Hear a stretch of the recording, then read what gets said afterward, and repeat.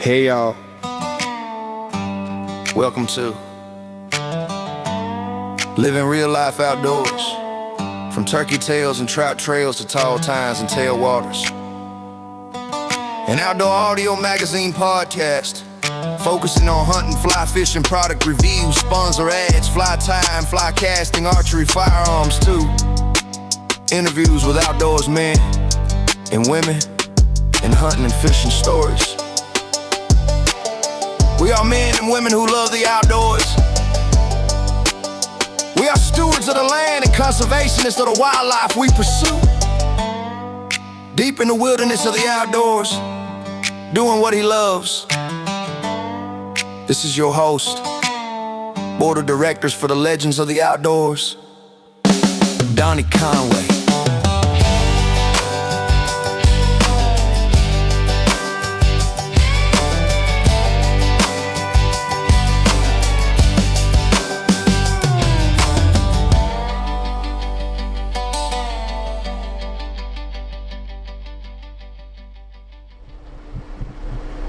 Episode 4, Living Real Life Outdoors. Okay folks, welcome to the show. It's your host, Donnie Conway.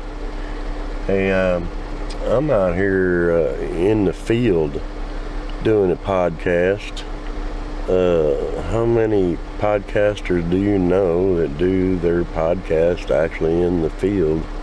I've been hunting this morning.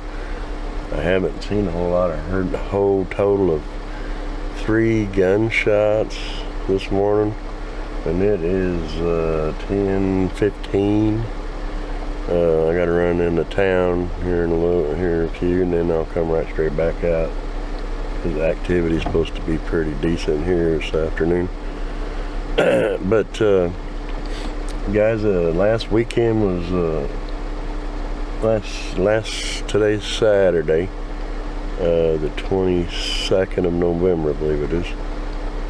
Last Saturday was the opening day of Missouri deer season and firearm season, and I ended up killing a doe about mid-morning, just down the hill right here from where I'm at. And like I said, you know, I'm in my office. This is my office. When I'm trout fishing, that's my office. I'm out here in my office. And like I said, how many podcasters do you know? So if I'm talking a little low, I'm just talking quiet here because I am out here in the woods. And I thought, you know what, this would be a cool time to do a podcast actually in the field, because I'm set up to do podcasts now. Mobile. I don't have to do the headsets and the big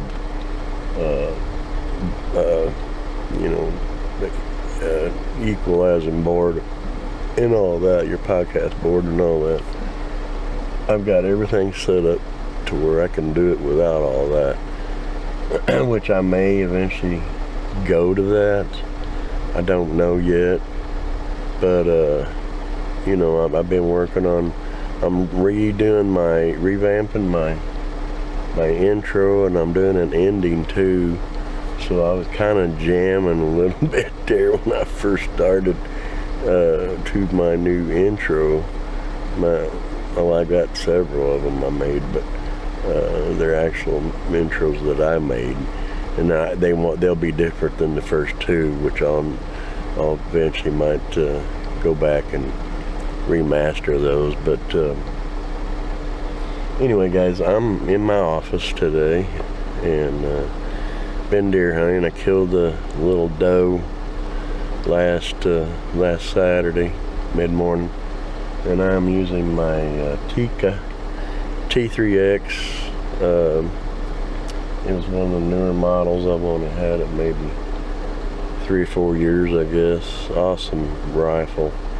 It's chambered in the 6.5 Creedmoor, but I hit her in the neck and she just dropped right there.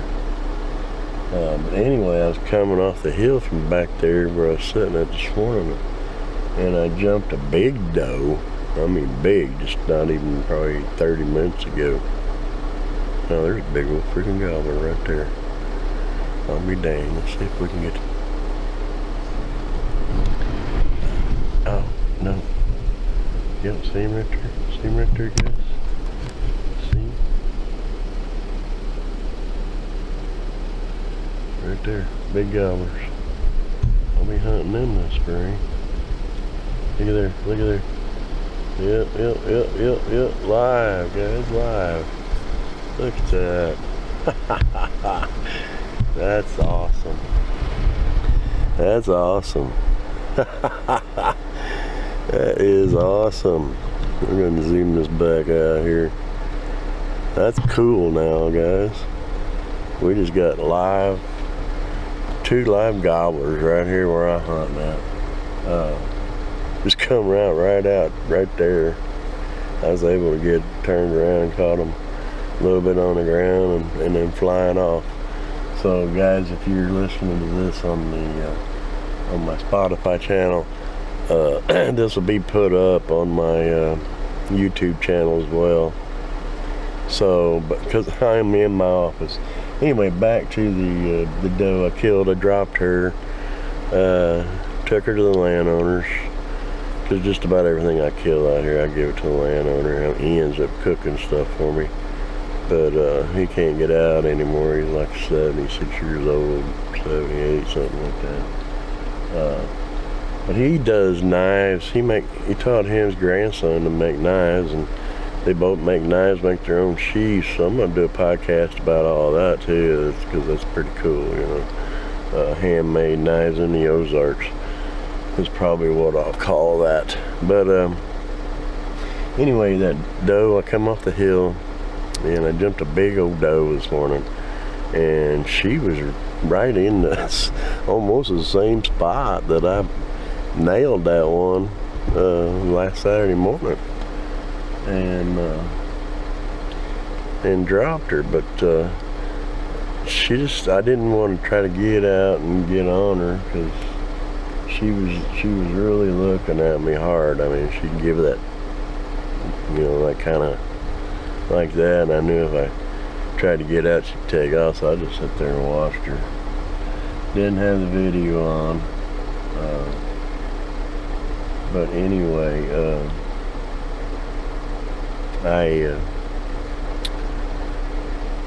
that was all I seen so far this morning.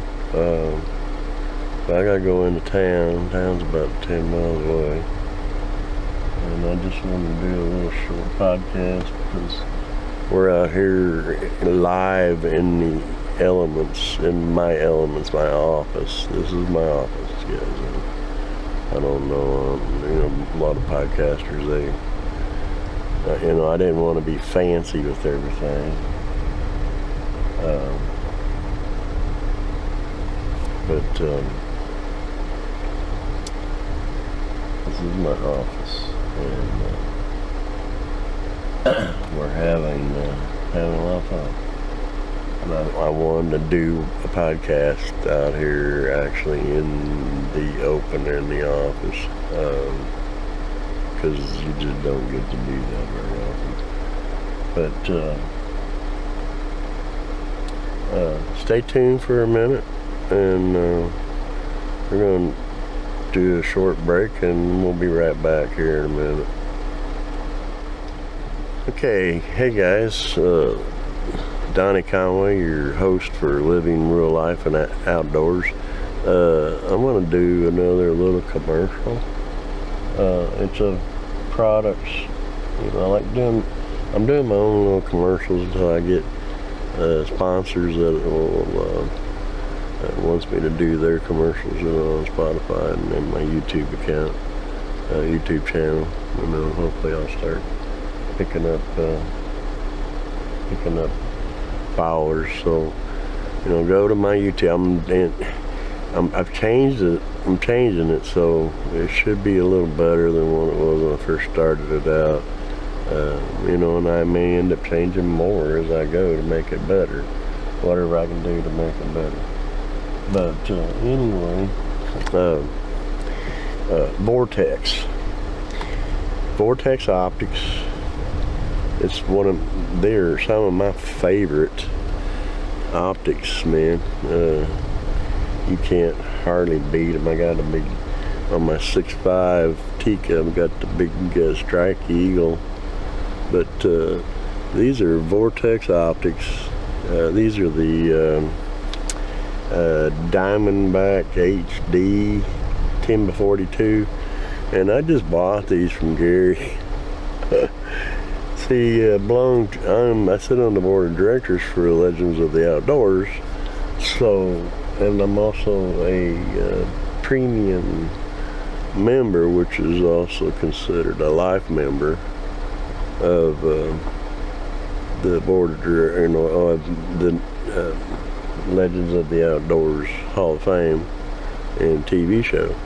Well, we've got all these sponsors, and we get a percentage off of it, and Vortex is one of them. And we get 50% off on Vortex optics. Now, you can't beat that, you know. Gary actually had these already, and we were coming back to South Dakota, and I asked him, I said, "Hey, you selling your now?" He goes, "Yeah, I'll take $100." So I gave him $100 for them. And I've got another set, but they're the older Diamondback. These are the HD. I mean, I don't know that there's a whole lot of difference, but you know, they're still nice binoculars, and it's a second set. So I've got more than one set. You know, I'll eventually get the big set like he had there. He had another big set, but I didn't want to give him $1,000 for it, so not at the time. Because I just bought a new Beretta A400 plus 20 gauge from him, so that was a pretty good chunk of change there. Anyway, guys, Vortex Optics. You know, go get you a membership with Legends of the Outdoors. You get 50% off, man. That's pretty good for Vortex Optics. You know, getting 50% off. All right, we'll talk at you later. Just little commercials of products I like to use, and stuff that I've used, you know, Vortex I've used for a long time, long before I ever got involved with Gary. I mean, and I've been with Gary, got good friends with Gary now for about 10 years. But I bought my first set right after Vortex come out. It was at Bass Pro, and the guy says, "Hey, try these out," because he knew I like Nikon. I got to looking at it, I was like, man, these are more clarity than what a Nikon is. So I sold my Nikons I had, and ended up started buying Vortex. But can't go wrong with them. All right, we're going back. Thanks for listening and watching the product review here and the commercial of the product I like to use. We're going back to the second segment, and it'll probably be pretty short. So anyway, talk at you later.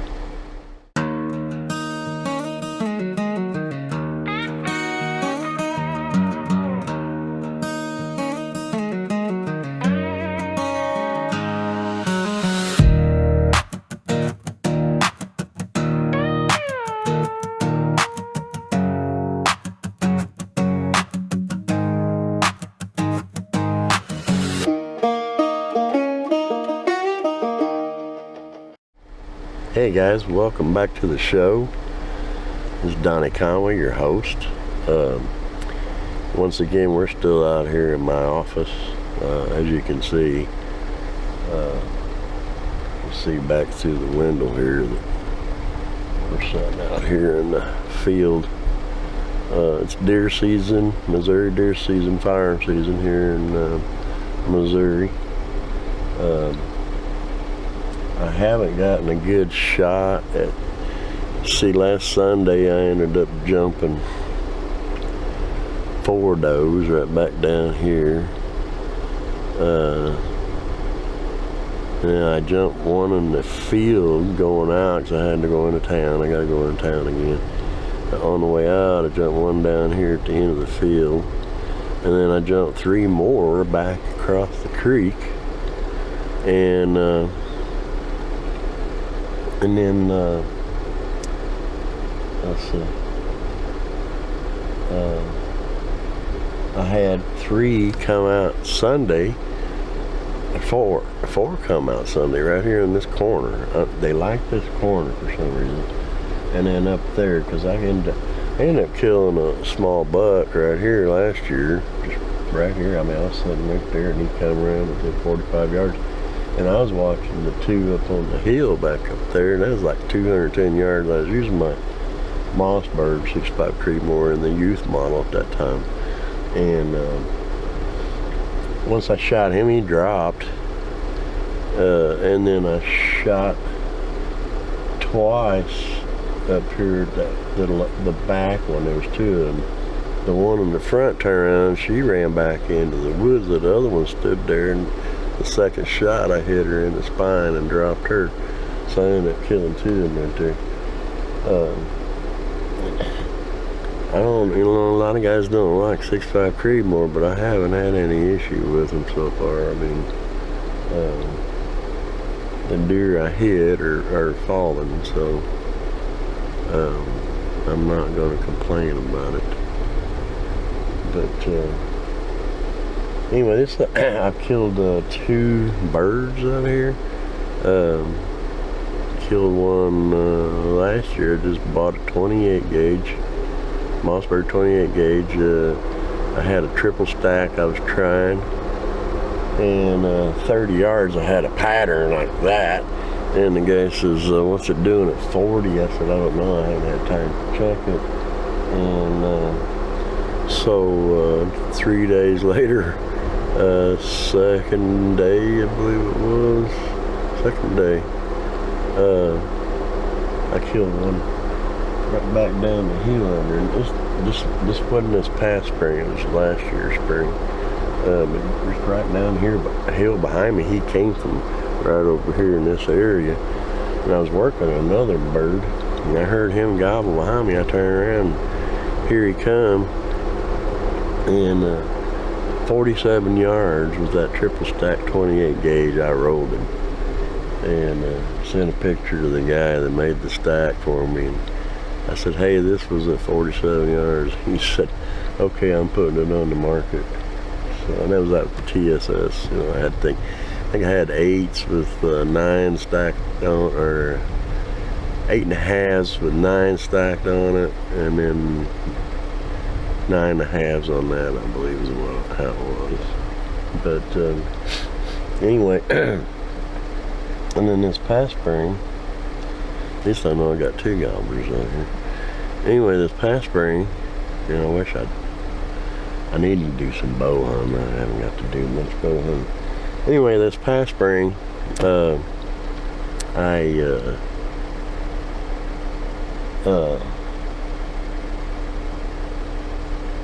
ended up got on some birds, and I had them coming right through here, right here. I mean, this is really kind of a hot spot here at this corner for turkey and deer.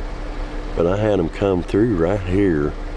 There was one bird, he was a loner by himself, and there was 3 other ones that once they were getting close, ended up running him off. But they weren't. I was sitting right over there, but at the time I was using 410, and they weren't close enough to get a good kill shot. So. And they were hanging up out there on me, and I had them hanging up at another buddy trying to help a buddy get a turkey on his farms, and they were hanging up there. But anyway,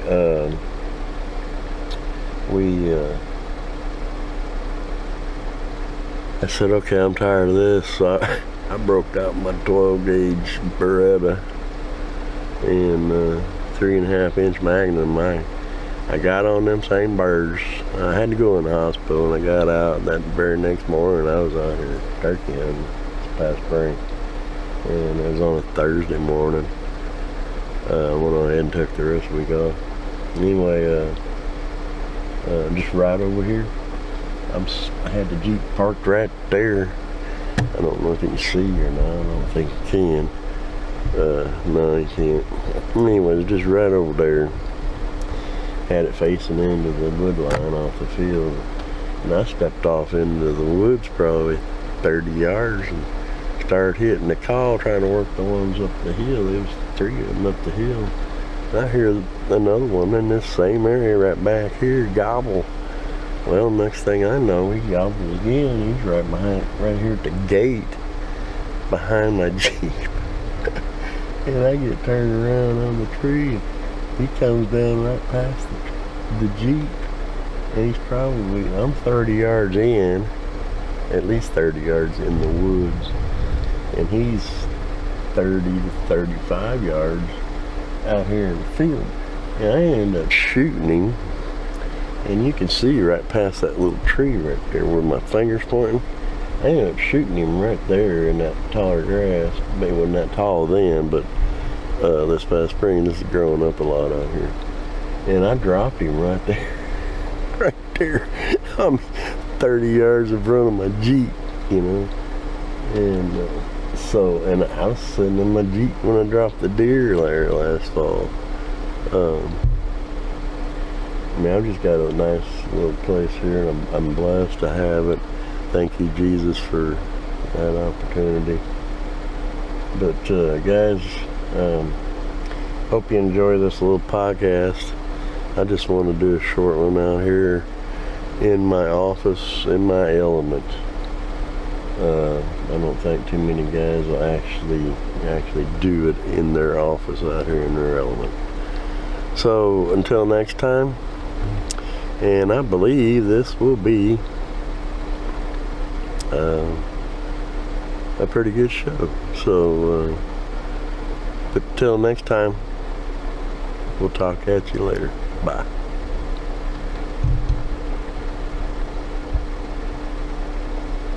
Hey y'all, this will be episode 4. We're gonna get this episode out as soon as we can. And still gotta get another episode out, but this will be episode. Thank y'all for listening and watching. Living real life outdoors.